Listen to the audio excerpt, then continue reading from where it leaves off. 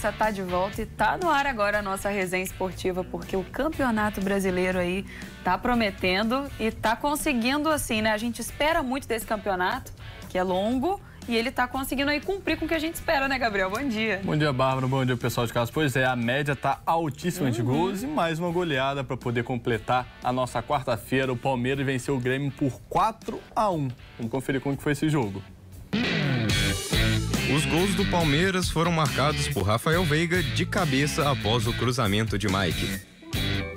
Mas Bitelo, no fim do primeiro tempo, deixou tudo igual com um chutaço de fora de área no ângulo de Everton. Na etapa final, o Palmeiras deslanchou. Depois do toque de mão no desvio de Luan, Rafael Veiga fez o segundo do Palmeiras e segundo na partida. Mike fez o terceiro, iniciando a jogada e finalizando após a sobra.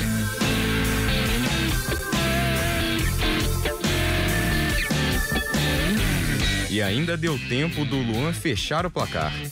Palmeiras 4, Grêmio 1.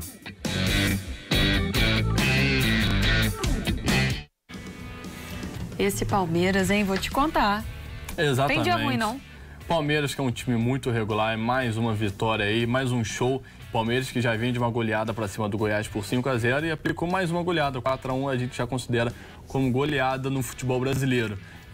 O Palmeiras que abriu o placar com esse gol do Rafael Veiga que voltou há pouco tempo e tem feito a diferença no Palmeiras, é um jogador impressionante, ampliou, terminou então o primeiro tempo com 1-0 e depois no segundo tempo deslanchou, terminou com 1-1, porque o Bitelo ainda fez o gol nos acréscimos do primeiro tempo. E aí no segundo tempo deslanchou, fez o segundo, fez o terceiro e também o quarto. Então é um Palmeiras que realmente impressiona pela regularidade, que já é chovendo molhado pelo que a gente já tem falado aqui no Manhã Diversa. Exatamente, Gabriel. Vamos falar agora também de Cruzeiro e Fluminense, que apesar de o Cruzeiro ter feito uma boa partida, né, até mesmo o número de finalizações maior, quem levou a melhor foi o Fluminense. Conseguiu passar por um Cruzeiro que vinha aí de uma sequência muito positiva. Exatamente. O Cruzeiro que começou a partida... Foi um primeiro tempo muito equilibrado, né? Mas o Fluminense contou com o Germancano para poder fazer o segundo gol e saiu com a vitória. Vamos conferir. Ganso fez o primeiro do tricolor carioca. Atenção para este gol. A bola bate no rosto do Cano, que beija a trave. Lima finaliza, Castan tira em cima da linha e a bola sobra de novo para o Fluminense, com Ganso para completar pro fundo das redes. No segundo tempo, o Fluminense ampliou com ele, sempre ele, Germancano. Guga encontrou o argentino na segunda trave para ampliar e fechar o placar da partida.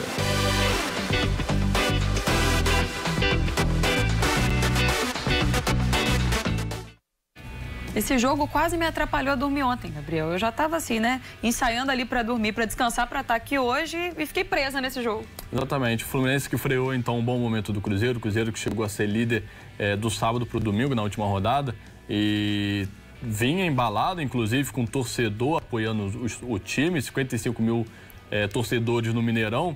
E o Fluminense, então, freia esse bom momento com o Pepa, né? Que o Pepa voltou, veio para o Cruzeiro e está dando conta do recado. O Cruzeiro que fez um campeonato mineiro muito ruim, mas agora tem ido bem. Comentando mais um pouco sobre esse jogo, um primeiro tempo que foi muito equilibrado, como eu já tinha falado. O Fluminense consegue fazer um gol ali no finalzinho do primeiro tempo, na parte já do final do primeiro tempo, e amplia com esse gol no início do segundo, com o gol do Cano. O Cano, que impressionante, ele tem mais gols do que partidas nessa temporada, é o artilheiro do Campeonato Brasileiro, é o artilheiro da temporada brasileira. Então o Cano tem 24 gols em 23 jogos, impressiona também pela regularidade desse jogador. E que média, né? Imagina, exatamente, você ter mais gols do que partidas. E ontem não foi diferente. Então o Fluminense já estava com 2-0, estava com a vitória encaminhada, até que um detalhe mudou toda a partida. Qual foi esse detalhe? Quando o juiz assinala pênalti para o Cruzeiro. E aí é um pênalti até um pouco discutível, porque marcar pênalti assim no futebol, você vai ter que marcar 5. Mas, de fato, o Manuel, ele tira o Bruno Rodrigues com o braço. E aí o juiz marca pênalti. E aí tem a primeira polêmica. Aí que começa a novela. Exatamente. O Henrique Dourado tenta pegar a bola do Bruno Rodrigues E o Bruno Rodrigues é o batedor oficial e quem sofreu o pênalti. Isso você diz já no segundo pênalti, né? Não, porque no primeiro pênalti no já. Primeiro ele já também? tenta pegar a bola do Bruno Rodrigues. O Bruno Rodrigues fala, não, quem vai bater sou eu. Verdade. Quem vai bater sou eu. Tem uma hierarquia. O Pepa definiu, já é definido que o Bruno Rodrigues é o batedor oficial. E o Henrique Dourado tenta pular essa hierarquia, pega a bola. O Henrique Dourado, vale lembrar também, que é um ótimo batedor de pênalti. Mas não é o batedor oficial, né? Não, o batedor oficial é o Bruno Rodrigues. É o Bruno Rodrigues, exato. O Henrique Dourado, ele tenta pular essa hierarquia, mas vale lembrar que o Henrique Dourado não perdeu o pênalti, só perdeu um, se eu não me engano, na carreira dele. No Fluminense, ele não perdeu nenhum pênalti, bateu vários pênaltis, enfim. É um ótimo batedor de pênalti. E ele tenta pular essa hierarquia. O Bruno Rodrigues fala, não, vou bater. O que acontece? O Bruno Rodrigues vai e bate o pênalti. O primeiro, ele erra. O Fábio defende, a bola bate na trave. O juiz manda voltar, porque o Fábio se adiantou. E aí, o Henrique Dourado, mais uma vez, vai lá tentar pegar a bola dele. Não, agora eu que vou bater, porque você já errou o primeiro, enfim. Bruno Rodrigues não aceita. E aí entra um momento crucial. Então, eu comecei a assistir no finalzinho, por isso que eu achei que eram dois momentos diferentes do jogo, mas então não foi em sequência. É no mesmo pênalti em sequência. E aí entra um momento crucial, porque o Bruno Rodrigues já tinha perdido o primeiro pênalti, ele precisava de confiança. Total. E o que o companheiro dele de equipe faz? Tira mais a confiança. Você já perdeu, eu que vou bater. E vai lá e pega a bola, né? Exatamente. O Bruno Rodrigues não aceita, fala eu que vou bater, bate de novo e perde mais uma vez. E aí depois a gente vê o jogador desolado. Ele ficou bastante chateado. Ele chegou a chorar. Exatamente, chega a chorar. Mas foi legal a reação dos torcedores do Cruzeiro, porque os torcedores aplaudiram e ainda apoiaram o Bruno Rodrigues. Então, foi um fato aí curioso dessa partida, o Fluminense que saiu com a vitória. E, Gabriel, não sei você, mas numa hora dessas, eu acho que assim, o que ele poderia fazer é chegar pro companheiro dele, né? E falar assim, cara, você perdeu o primeiro, tá inseguro? Se precisar, eu bato, tô aqui, né? E não botar essa pressão. E se o Bruno Rodrigues fala, não, eu tô bem, vou bater, dá confiança ao atleta, apoia, porque é um elenco, né? Exatamente. Concordo. Quem venceu também foi pelo beijo de placar, foi o Flamengo. O Flamengo venceu o Goiás por 2-0. Vamos conferir. A torcida do Flamengo foi do auge até a preocupação. Vou explicar o porquê. Ayrton Lucas sofreu o pênalti. Pedro, na batida, fez o primeiro, mas logo após sentiu uma contusão. Que fase! O Flamengo continuou pressionando o Goiás até encontrar o segundo gol. Aliás, que golaço! Everton Cebolinha fez a jogada pelo lado esquerdo e encontrou Everton Ribeiro no meio para desviar de letra. Golaço! Flamengo 2, Goiás 0. Legal também foi a comemoração do Everton Ribeiro. Gabriel, ele fez assim, né? Tipo, sai, Zica. Exatamente. E o outro gol, o Pedro, que bateu o pênalti e depois se machucou. Então é uma preocupação a mais aí pra torcida do Flamengo. O Pedro, que é o artilheiro do Flamengo na temporada. Você vê que ele já bate, já começa a fazer já põe a mão na perna. Alongamento, bota a mão na perna, tentou voltar, mas não conseguiu. Atrapalhou até a comemoração. Exatamente. Vitória importante do Flamengo, fim de uma sequência de 3 derrotas, saiu da zona e colocou o Goiás. Então sai e coloca o adversário. E por conta disso, teve manifestação dos torcedores, disseram que estavam pelo clube e não pelo time. Davi Luiz foi um dos principais alvos, a diretoria também. Mas, no fim das contas, saíram de casamento reatado, né? De lua de mel por conta dessa vitória e boa atuação do Flamengo, que poderia ter vencido até por um placar mais elástico. Quem venceu por um placar elástico foi o Atlético Mineiro, que goleou o Cuiabá por 4-0. O Galo foi mais um que goleou na rodada. Ayoran fez o primeiro depois de receber de Pavon. O segundo foi de Hulk. Ele sofreu o pênalti e o mesmo converteu. O artilheiro agora virou garçom. Hulk encontrou Pavon na área, que só teve o trabalho de deslocar o goleiro Walter.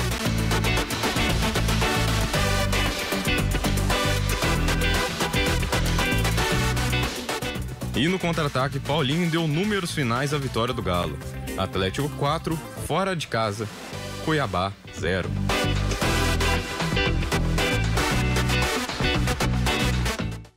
Gabriel, o Galo atropelou e aumentou aí a média do Campeonato Brasileiro também. Exatamente, uma média que já é bastante alta. O Galo, no primeiro tempo, foi mais equilibrado, fez apenas um gol. No segundo tempo, quando faz o gol logo no início, depois deslanchou e é importante uma dupla. Quando essa dupla tá bem, o Galo também vai bem, que é a dupla Hulk e Paulinho, os dois atacantes do time do Atlético Mineiro, que conseguiu a primeira vitória como visitante.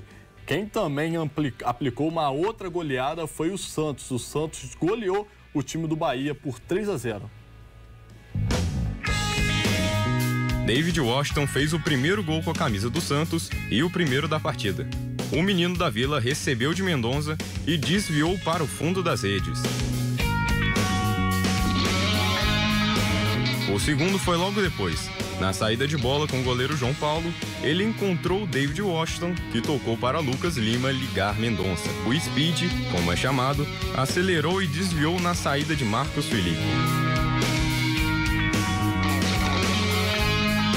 O terceiro e último da partida também foi inédito, de outra joia. Ângelo, de 18 anos, fez o primeiro na Vila Belmiro. Santos 3, Bahia 0.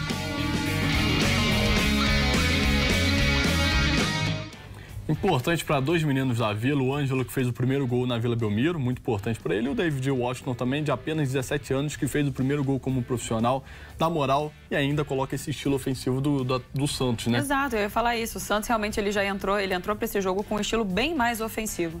Exatamente, e chamou a atenção também esse ritmo acelerado do Santos nas duas etapas. O Santos começou com tudo, já tinha feito 2-0 aos 12 minutos e no segundo tempo também voltou com tudo e conseguiu fechar o placar, depois foi só administrar a partida. Outro jogaço cheio de reviravoltas foi Bragantino contra América Mineiro. O placar final foi 2-2. Foi um jogo de reviravoltas. O Coelho saiu na frente de pênalti com Aloísio Boi Bandido. Mas o Bragantino empatou com Elinho. E virou com o mesmo Elinho. Mas Aloísio Boi Bandido, de pênalti novamente, deixou igual no segundo tempo. Bragantino 2, América também 2. E uma noite aí mais feliz, né?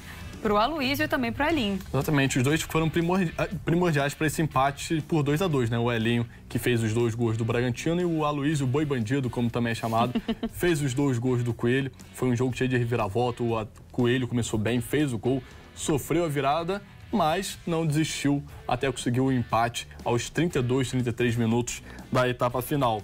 Bárbara, hoje tem mais bola rolando, tem o jogo do Vasco, também tem o líder da competição, que agora foi ultrapassado pelo Palmeiras, mas se vencer volta, que pode é o Botafogo. Vamos conferir esses jogos e confirmar para o pessoal de casa.